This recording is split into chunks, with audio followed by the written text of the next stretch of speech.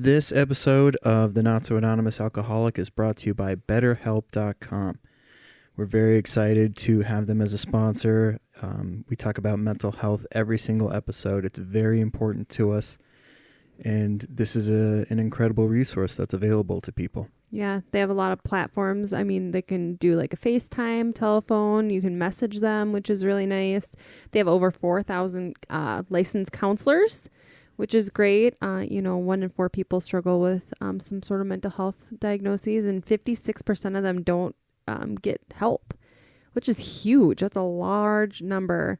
There's just not enough resources out there at the moment. I mean, trying to find a new therapist, if you've kind of shied away from therapy and now COVID's been really stressful on people and everyone, the elections, everything is just really intense. Absolutely. So just being able to have that counselor, that therapist to talk to about what you're going through. And what I love about therapy, and I always talk to people who are on the fence about going to therapy, is it is a completely unbiased person that doesn't know anyone in your life. And they can just give you, guidance and kind of help you process through things. So I feel like therapy is and this is an amazing resource for people. I'm so excited. I can't believe it's taken this long to get such a great resource out there for people. Whether you have mild depression to full-blown addiction, they have got counselors available to you to be able to help you with your mental health or whatever you have going on in your life. Go to betterhelp.com/DDGD. That's Duck, Duck, Grey Duke, the acronym. Again, that's betterhelp.com/DDGD. Enjoy the show.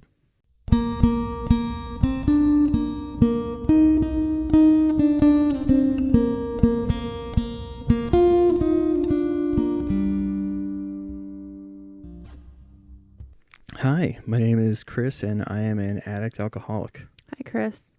Hi, I am Kim, and I am married to an addict alcoholic. Hi, Kim. Hey, Chris. Oh. No, you're fine. It's okay. We make flubs. My eyeballs, I've noticed that for some reason, just now the light has started to bother me. Yeah.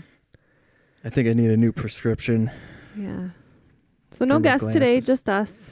Just us. Just yeah. us. So. So this might maybe a little shorter one. Who knows? We'll see. But I hit 8 months yesterday. Yeah, I was going to bring that up. 8 months yesterday, which is crazy. Great. Yeah. But that much time has gone by is absolutely wild. And the craziest part is you hit 8 months and you were actually at an event where they were serving alcohol. So for you to have to be around it. Yeah. Yeah.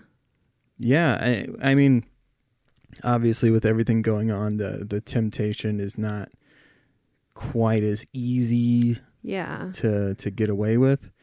With the addicts, you find a way for whatever it is you feel like you need. And the people that I was shooting the wedding for, they all know my history. Yeah. So that was really nice too. Like nobody was asking me if I wanted a drink or anything like that. So. And the person you were shooting with also is in recovery, so that I think helps too. Yeah. Oh yeah, for sure. Riley was there, which was awesome.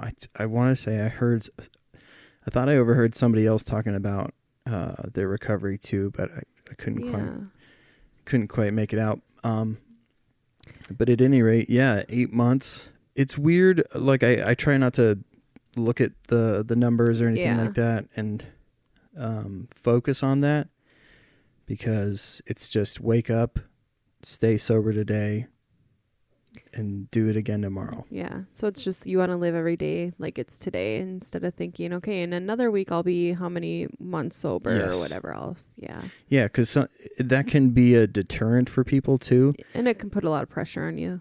Yeah. Well, if you relapse, then it's 2 losses, because that number, and I think we've been conditioned with social media too. It's the same way as like I got X amount of likes on a photo. If I have X amount of days, I can post that at some point and brag about. Not that people are like. No, not like bragging for ulterior motives or anything, but. But I mean, you watch that number. It feels like you watch that number disappear, and you don't have this thing to be proud of anymore, which that shouldn't matter. Yeah. People relapse after 10 years. So it's it's the number isn't the main goal. And another thing you did recently where I was like, I wonder how that's going to go down, is you shot at a like comedy-ish show. And I was wondering how that was going to be, because you're also going to be around alcohol then. And you said it was way different than what you've been used to with. Yeah, there wasn't beer just like flying around. And I mean, that's the climate right now. Mm-hmm. I'm lucky, for me personally, that COVID had hit, because it's just not the same. It's not all willy-nilly. So like you're kind of on guard anyways, because you're making sure that you're, working safe and all of those things. So yeah, every event that I've been to where there's that thought of like, oh, what am I going to do if somebody offers me a drink or whatever? It just hasn't felt like an actual thing to be afraid of, I guess. Yeah. When I get there, I'm like, oh yeah, I don't feel the urge or like any trepidation in being here. I feel fine. That's good though.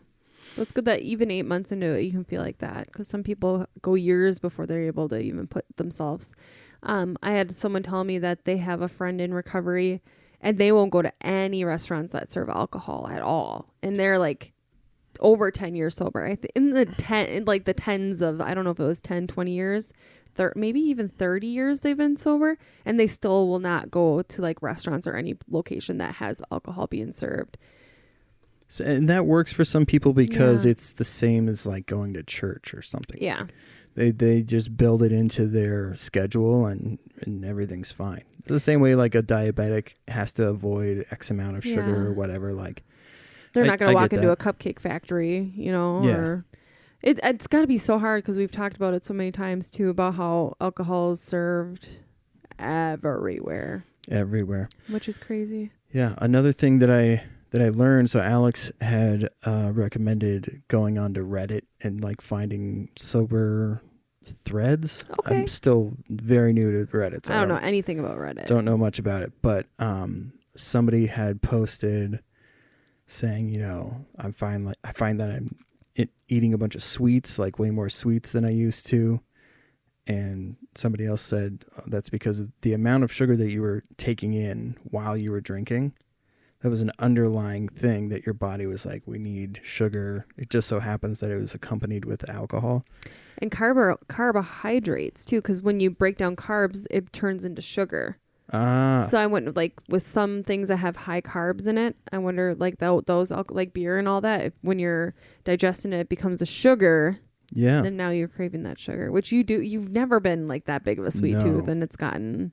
Yeah. Yeah. I mean, it's not as bad this last couple weeks, but it's there. I mean, it's been pretty much the same. Yeah. Dang it. But I don't know. I'm trying. That is far more difficult and can have just as many health ramifications, but because they're not immediate. Yeah. It's tough to kick that shit, but I really do want to. It's frustrating. Yeah. Like I would be more willing to go to like if there was like a Sugar Addicts Anonymous, I'd be more apt to go to that than like an Alcoholics Anonymous right now. Yeah. Just because of how I feel. But I want, and I don't know if you've worked on anything like this before, but another person had asked like they had some underlying health issue or something had happened to them, and they were prescribed pain medication, and they were nervous about that. And I haven't looked into it yet, but what people can do in those areas, like if you're a former addict and something happens to you and you need pain medication, how do you, is stipend the right word? Or you can have like a family member just like you can take one pill every 6 hours. I feel like 6 hours is the normal dosing for some meds like that, and just have your family member hold on and lock up your meds and then be like, then it comes up to 6 hours. Yeah, but not everybody has a family member. Yeah, I don't know. I guess that's hard because that actually just happened to Dax Shepard. Oh, really? Yeah, he relapsed after years and years and years because he had some issue. And I didn't look Oh, really yeah. into it. Yeah, and it was with pain. And then he ended up actually taking more of his pain meds than he was supposed to. Oh, wow. Yeah. That's interesting. Yeah. Yeah, I didn't know that he was an addict before. Really? Yeah. Oh, wow. Yeah. I'm not big into Dax Shepard. No, so I like know. I guess I just read a lot more like pop culture stuff. So it came up on my thing. Yeah. Sure. But the one thing that I thought of was the pill box thing that you did. Yeah. That's something that you could do and just have that mental schedule of like, there's a pill here, here, and here, and you can't go beyond that. Yeah. Or to have that conversation with your doctor and say, you know, how many pills are physically in this bottle? How many days should that last me? So if I ask for meds before that time. Usually doctors won't do early fills. They're pretty good about, especially with controlled substances like narcotics. They are pretty good about that because your insurance likely won't cover it either. Yeah, but that was one thing that I could think of. Yeah, that is like what you could do out in the field. Or like ask your doctor to do just like, if it's something, for example, you need to be on it for like 3 weeks, like pain pills for 3 weeks. It's not usually like that, but let's just say that. Like, give me a week at a time. That's it. So then, yeah. But being open and honest with your doctor is the best thing you can do. I know there's still that kind of stigma there. I mean, but if you had a major surgery and you're likely gonna get prescribed. I don't know. That is interesting though. Most doctors. What you could do is, like, you could have the prescription and not pick it up and see how you can manage your pain at home with, Tylenols, ibuprofens. Do the alternatives, and if that is just not cutting it, then be like, all right, maybe I will go fill it. But instead of filling it right away and just now you have it at your disposal, and you're gonna be like, well, I'm having pain, I'm gonna take it. But that varies of the person. Yeah. Like, your pain level is different than my pain level, kind of thing. Like, after my hysterectomy, I took medication while I was in the hospital. And when I came home, I think I took it once, and then after that I was like, ugh, I'm fine, I'm just gonna try Tylenol. But not everyone's like that, and it really depends on your personal situation. Yeah. Well, and to your previous point, I think that most doctors are very understanding. They're very matter of fact in that way. Yeah. So if you were to say I'm a previous addict. Addict, and this was my DOC, then they're usually like, oh, okay, well, let's see what else that we can look at that could help. Alternatives. Alternatives to dull that pain, or to curb that pain. Yeah. So it's not quite as intense. It's might not have the same effect that the opiate has or whatever it is, but something that's more manageable. And I think being open and honest is a lot better too with your provider, because then they're like, okay, let's talk, like you said, let's try and find some alternatives. Yeah. I also went to a wedding yesterday. Tons of booze there. Going back there. Yeah. Okay. And I was like, I wonder how this is going to be, because those were if like I was going to go out and drink, those were the people I drank with, and I'm like, okay, they know I'm staying sober with you. And I'm like, I wonder if there's going to be any, like, because sometimes friends do that, like, hey, you want a drink? And it was funny because my one friend bought me an entire 24 pack of Diet Coke for just myself. Which is really cool, actually. Yeah. I was like, that was really, like, yeah, there's just this huge thing of Diet Coke. And not one time did either of my friends even like ask or offer or say anything about alcohol, which was really nice. And then I like to dance, but I get like, usually when I would dance at weddings, I'd have to drink, and I'm like, how's this going to go? And it wasn't like a dance floor. It was their driveway. And I had so much fun. I danced so hard, and I was just like, I felt like even better. I don't know if that makes sense. Like, I felt like I would drink to get the confidence to dance, and I was like, I don't really care. Like, I feel like maybe I even dance a little better when I'm not, you know? Yeah, yeah. And I was just like, me and Layla, we were just breaking that dance floor down. And it was more fun because I'm like, I felt like I was more present with the kids. Like, I was dancing, and then at one point they're like, Mom, you can't dance like that. And I'm not going to tell you what I did, but they're like, Mom! And I'm like, and I was like having so much fun, and all these people are just like, and I was the sober person there. And I'm like, it was just fun. I'm like, okay, I can do this. Like, I don't really care what people think about me. I love dancing, sober, intoxicated, but it was way more fun being like clear-minded and dancing. I don't know. It was just fun because I think Layla and Landon could sense that. Like, I think they're starting to come to the terms. Well, not me, Layla so much, but Landon. I think he identifies that we're not drinking. Oh, yeah, yeah. Yeah. Well, I think we talked about it on earlier episodes, that allowing yourself the silliness. Yes. Because like when you had to associate it with drinking before, now having to be like, okay, I have to allow myself to know that it's okay to be silly in this setting and those things. Was I serenading my friends to Backstreet Boys? I Want It That Way, loud and proud. I did not even care. And like me and Layla, they played Time of Your Life, and I'm like, this is it. The Dirty Dancing song, and me and Layla were doing the dance. I'm like, this is so fun. I just love dancing, and it was just, I don't know. It was like just like such a good feeling too, like knowing that I hadn't had a drink, and like I'm driving home, and if I get pulled over, I can be like, no, I wasn't drinking. Like that too, where you're in your mind, like my mind was like, it's not like I would ever drive like buzzed or intoxicated, but to know in your mind, like even a little bit can kind of like, you're not as quick on your feet. Like, and where my friend lives is way out in the sticks, lots and lots of deer. And the fact that I could be very present and know, like watching the road, like I didn't feel that anxiety of like, oh, am I going to miss something? I saw a freaking skunk running alongside next to me. And I was like, oh, there's a skunk. And then. Was he like, wait to stay sober, Kim? Yeah, he's like, good job, Kim. You go home. You go. And I'm going. I'm going to go harass a cat. Yeah, and then he went and sprayed a cat. But I don't know. It was fun. And I just felt good when I got home last night. I just like felt good where I'm like, I'd like proved to myself that I can be that silly, fun, dancing, crazy person and not have to have a substance behind it. Yeah. And I felt a lot of pressure because...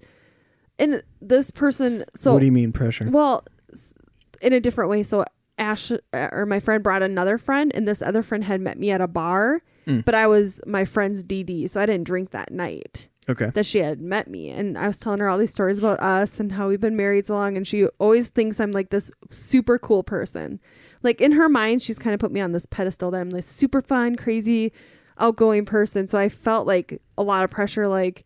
She thinks I'm like that all the time. Oh, I got you. And then I had to remind myself, but when she saw me, I wasn't drinking because I was my friend's driver because it was her birthday. Mm-hmm. And I was like, okay, so she saw me dancing at this bar with my friend and I didn't drink that night. So I'm like, okay. So that it was almost like this pressure that came on real quick. Like she kept saying these things about me and I'm like, oh, but I'm that person. Like, and I'm like, well, why does she think I'm all these things? And yeah, I don't know. It's a girl thing. No, and then I know. I was like, that's like when my friends will say that I'm funny to somebody that I haven't met. Oh, and then you feel that pressure. You have to be that funny. And well, it's just that you can see it in their eyes that they're like, I like to laugh. Yeah. Let me see you funny. And like, it's just like more and more things. Like we had a friend that was having a hard time last night. And knowing like, okay, I'm at a wedding, I can leave, but I'm not going to get to that. I wouldn't be able to get to that person for an hour and a half, and to be able to call you and know you're sober and you can go help this person out. Like that was such a good feeling too, to be like, I can call Chris and he's okay to drive to go get this person that's having a really hard time. Yeah. So here's what my schedule was like when I would shoot weddings. I would be sneaking drinks all throughout the day while I was shooting these weddings. And then I would do it just enough to like be able to like feel like I was having fun along with everybody else. Like if they can drink, I know how good I can take photos, whether I'm drunk or not. Mm-hmm. And which is not like, I'm not bragging no as like a boast or anything. That was just my addiction was like, hey, You're fine. You can get away with it. Nobody will know because you're really good at what you do. So I would drink throughout the day, and then when I got home, I don't know if I was in as much pain as I thought I was, but I think that inner monologue in my head would be like, oh, you're going to get home, you're going to take your shoes off, you're going to be able to drink, and then that pain will go away, and that would be every single wedding. Yeah. I shot yesterday, was not in pain. Really? Yeah. You shot for, well, I mean, other weddings you'd shoot for a longer period, but you still did a lot of yeah. I was still out there for, 5 or 6 hours, something like that. Yeah. And so like even then though, like the amount of running around that I had done, even at that point, right, like right before the reception, I would still be in pain in that inner monologue of like, have one or have two or whatever, and then drive home, and then you'll be able to really drink when you get home. And I didn't feel that. I wonder, and this isn't scientific or medical or anything, this is just me putting that out in the universe. I wonder if you had some like rebound, like phantom pain, like you thought you were in all this pain, or maybe you were moving your body differently because you were a little looser because of the alcohol that you wouldn't normally do like you did yesterday.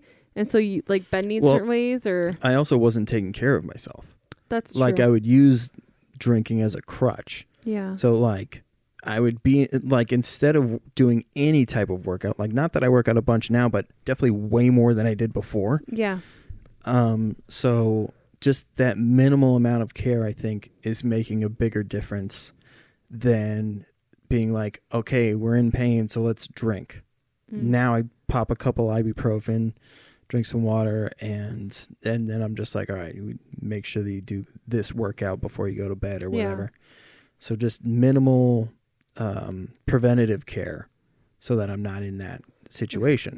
Rather than, like I said, I would say, ouch is coming, so drink. And then that way we won't have to take pills, because pills are terrible. Right? So I would do that all the time. It's like I always think I'm not going to learn anything more. Like, okay, we've gotten to this point where we're like comfortable, but then you have like these little reminders, like even like with myself last night and with you, like I'm going to call Chris and he's okay to go help this person out. Like he's not going to be, and I know you would try and help that person out even if you had been drinking. You just try and figure out a different way. Yeah. But it's just like knowing the confidence, and if something were to happen, both of us can always be in the right state of mind to help someone or our family or something like that. That does feel really good. I don't know. No, I completely get that, because you can't help but have some initial fear, because when you would call before, that thing in the back of your head that's like, all right, I hope he hasn't had so much to drink that he can't go and do this thing, or that he went and did this before he started drinking, so I don't have to worry about him. Yeah. Especially like having anxiety, like even with myself, like, okay, like with people, like friends and all that, like when they peer pressure you to drink, which people do that. They say they don't, but it's like, when you would be at places like, how am I going to get home? Stuff like that. Well, and peer pressure is not always as ominous as it sounds. Yeah. Like, it's not like they're holding you down and like, chug this, take this. But the other point I'm saying is like, it doesn't make you a bad person for peer pressuring someone. We used to do it to people. Like, it's just, you want them to have fun, so you're just asking them to do this thing, and you know in the back of your head that they're going to have fun if you get up to drink. So it's not like anybody has any ill intent in trying to get you to do that thing. Yeah. So peer pressure is just a peer asking if you want to drink and then trying to coax you into it because they want you to have a good time. Yeah. I think it was nice too, showing my friends last night how fun I can have, and that's not like a thing that I need to use. Yeah. Well, yeah, relearning that stuff hasn't been as difficult as I thought it was going to be. Yeah. Like everything generally feels the same. Yeah. I mean, there's just, I don't know. It's weird to think that like there were things that I like, how do I word this? Like that there's activities that you can't do unless you drink. Okay. You know what I mean? Like, that's what I thought weddings were like. Like, what's the point in going if we're not going to be able to drink, then why don't we just not go? Yeah. You were a fan of not going to a lot of things. Yeah, which I'm still a fan of not going to things. I know, but you're a lot easier to convince to. Yeah, well, sure, yeah. But I mean, just that it's weird to think that, like, it's almost like how we used to call things gay all the time. Like, growing up, you would call things gay, had no idea, and now you look back and it's like, that is can be so hurtful. Yeah. Well, not only that, but like, you can't get in that mind frame to even be like, yeah, I want that word back. You know what I mean? Oh yeah, yeah. So that train of thought of like, the thing is gone now, and I kind of don't know. I don't even know how to wire my brain back to think that way. Oh yeah. So it's that has been weird to be like, yeah, anything sports related, I didn't want to be a part of for sure anyways, but if I was going to have to, then I absolutely had to be able to drink. Anything like I got to the point with movies. Yeah, well, that I wouldn't go unless I did. Well, when we'd go, you'd have to have a beer. Oh, for sure. Yeah. And that was like that. I would imagine the way that gun owners argue their thing. It's like, I have the right to, therefore I should be able to. Yeah. Nobody but me should be able to stop me. And that's how I would look at it, is like, look, I work my 9 to 5. I've done X amount of things. I know I can. There shouldn't be any reason that I don't. Yeah. Which is weird. It's a weird way to live your life. We justify things in our mind. Yeah. And the behaviors we choose to. Having a right to do something doesn't mean you should do the thing. Yeah. You shouldn't do anything just because you have the right to do it. Yeah. I don't think. You have the right to be kind to people, and you should just be kind to people. There we go. That doesn't work. No. I mean, yeah, because that's... You have the choice to be kind to people. And you should just be nice to people. Yeah, you should just be nice to people. Yeah. So, yeah. I felt like I learned a lot yesterday. What do you mean? Well, I mean, just like my mind was just... About yourself, you're saying? Yeah. And I'm like, gosh, weddings were the place where I like to like have a couple drinks and all that. And I didn't even crave it. Like, it was so nice seeing all that out. Like, it was just out. And I'm like, man, that Diet Coke looks so good. That ice Diet Pepsi too. Ugh. And that's all I could think about was this Diet Cokes and Diet Pepsis. And maybe I've been replaced. Well, I mean, I never drank very much before, but I like, man.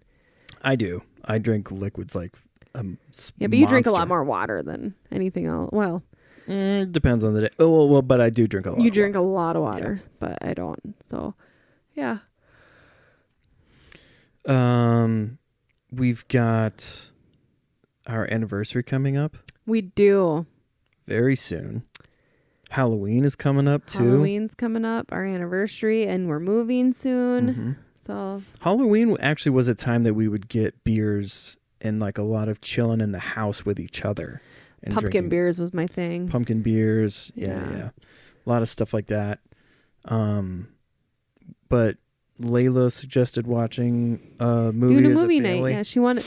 Well, it was funny. She's like, we got done podcast. We did a podcast earlier, and Layla goes, what's Dad doing? I'm like, oh, he's still talking to the guy. He's still here. And she goes, well, he's going to be in his office forever. And I just want to have family time. I'm like, that's okay. We can schedule family time. I said, how about I'll set a timer for 2 hours because I have things I need to do in the garage. And then when that timer's up, you can pick a Halloween movie and we'll watch a movie.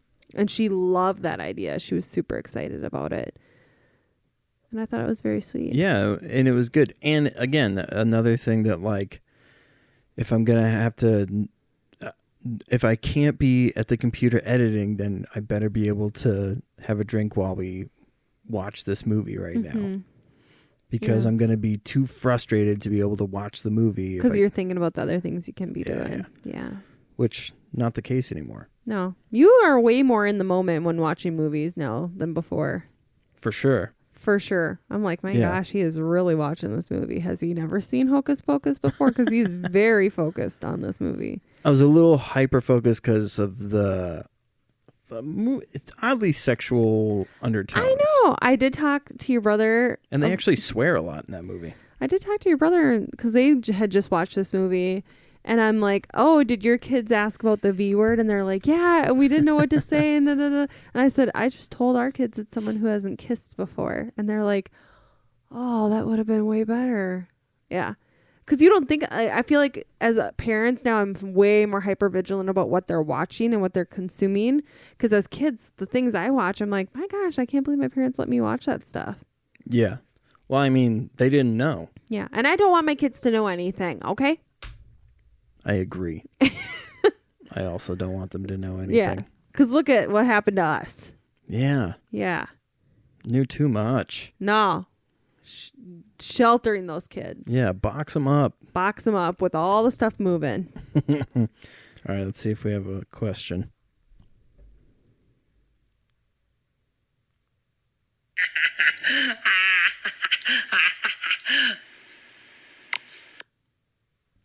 Okay. No question.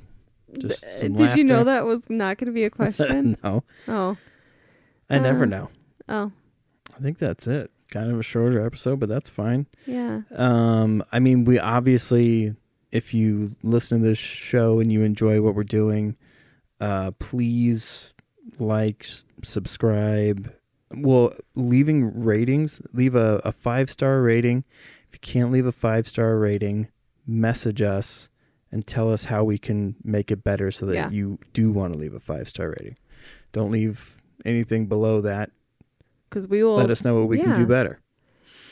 And if you'd like to be featured on here, I know we've gotten some new listeners over the last couple of weeks. If you're feeling trepidatious about being on, again, we've been lucky that everybody who's been on has been okay with their names being said. And sharing their stories, And sharing their story. But if you want to be anonymous, you absolutely can be anonymous. 100%. I know that we're called the Not So Anonymous, but you can 100% be anonymous. Yeah. And we learn. Every time we have someone new on, we learn so much. So not only, like, I feel like we're being a little selfish because we want you on so bad, but you're helping your recovery and us learning about recovery or current addiction. We still learn things and we can, That's what I should say is, like, people who listen and say my story's not that interesting. It is 100%. You just think that, and I'm not trying to toot my own horn, but toot. I know how to get the thing out of you that will benefit both, I hope, you and whoever's listening. Yeah. In a way that it's conducive to what we're doing and can be positive for people out in the real world. So not only you coming on the podcast helps us, it can help someone else out in the world. Yeah. Yeah. So you reach out to either of us, reach out to our Facebook page, our Instagram page, anything. Reach out and just say, hey, I'd like to be featured anonymously, not anonymously. Or if you have topics that you want us to cover, just let us know. Yeah. Duck Grey Duke on all social media. And that's duckduckgreyduke@gmail.com. If you want to email something in. If you happen to have our phone number, you can absolutely shoot us a text or give us a call. You can send me us personal messages on Facebook. If you're friends with us on Facebook, for sure. Send me either of us a message. Yeah. And again, this episode is brought to you by BetterHelp.com. Go to BetterHelp.com/DDGD. Utilizing those guys, we're very hopeful that I think people will be surprised at the amount of different specialists that there are available. That's the thing that I'm excited about. I was talking to a family member yesterday about how I've actually been through quite a few therapists, and she actually told me she got fired from a therapist because the therapist said, I don't think I can help you, which is a hard thing for someone to hear. Yeah. And so to hear that, and I'm like, I had to go through, when I was an adolescent, I went through two that you just don't connect. Well, and granted, they said things where I'm like, but, and then after that, I was like, therapists are not helpful. So I had that negative connotation in my head. Well, then as I got older, I found one that I connected with really well. We had really great conversations. It's, if you feel like you've been in therapy and someone wasn't helpful, I know it sounds so frustrating because you invest your time, you invest your story. I don't want to have to tell my story again, but you can find that person that can bounce. When I started going to therapy, I thought my issues were these issues right here. And I'm like, we're going to figure it out. These are my issues. And my therapist is like, yeah, these are some of your issues. But actually, this is a huge part of your issues that you, for some reason, don't look at as an issue. And I was like, wait, no. I know my problem. It's here. And let's go over here a little bit. Let's try and figure this out. We'll come back to this. And I think it actually changed a lot of my adulthood now. Because I always thought this person may be the most of my problems, but it's like, well, this person also has learning boundaries and appropriate boundaries. I mean, I can't imagine where I'd be now if I didn't set some boundaries at that time. Yeah. And I love therapists. I love therapy. I think it's great. Yeah. Well, another thing I was going to say, you imagine the scenario where, like you were saying, something doesn't work out. They write down on a piece of paper, here's a referral. And the onus is on you to go out of the office, make the phone call, check your schedule, do all these things. When you're at the website at betterhelp.com, you can do all of that right there. You don't have to call around and then be put on hold and then wait. Yeah, or waiting for that referral. Yes. And referral, oh my goodness. And I see it every day. Those referrals can take weeks. And when you're in a crisis, you want help sooner rather than later. And then by the time you get in, all these things that were a crisis here have added up. And now you have this big of a crisis that you're like, in an hour session, you can't nail down all these issues. And then you almost feel like lost in transition. And sometimes those therapists, now they're booked out for like 2 weeks. Okay, come back in 2 weeks. You're like, whoa, wait a minute. Yeah. But thankfully, this website has a lot of different ways to communicate with a therapist, which I think is great, especially for young adults. Like, I always thought I was more an in-person thing, but the more I do things through like a virtual setting, that I do feel a lot more comfortable with that. But people just like to text and message. Yeah. And if that works for you, then great.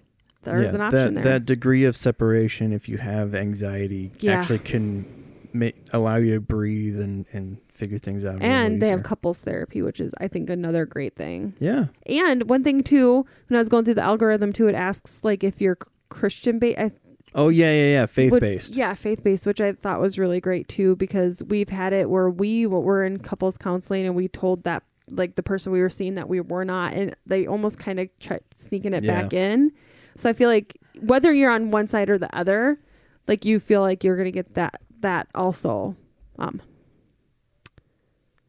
For a split second, I was afraid that I hadn't hit record on the other camera. Oh, we're okay. All right. I think anyway, betterhelp.com/DDGD. That is correct. All right. Well, I love you. And with that, we will pass.